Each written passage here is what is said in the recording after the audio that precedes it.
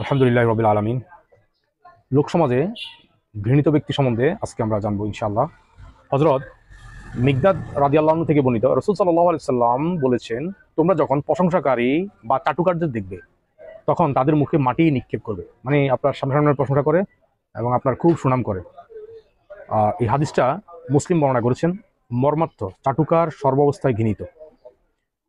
সে নিজ স্বার্থ আদায়ের জন্য ন্যায় অন্যায়ের ভূক্ষেপ করবে না। সে আপনার প্রশংসা করবে, যদি আপনি অন্যায় করেন তাও আপনার প্রশংসা করবে, যদি আপনি ভালো কাজ করেন তাও প্রশংসা করবে। আর এটার একমাত্র কারণ তার স্বার্থ উদ্ধারের জন্য। এসব লোকের সংস্পর্শে থাকলে যে কোনো সময় মারাত্মক দুর্ঘটনা ঘটার সম্ভাবনা আছে। মানে আপনি জানা সে সেটাও বলবে, আপনি যেটা আপনি সেটাও বলবে। তাই এদের থেকে দূরে থাকা, অবস্থান করা উচিত। তাহলে চাটুকার থেকে আমরা তো বিশেষ করে দেখি যে রাজনীতি, বিশেষ করে এদের চাটুকার থাকে বেশি।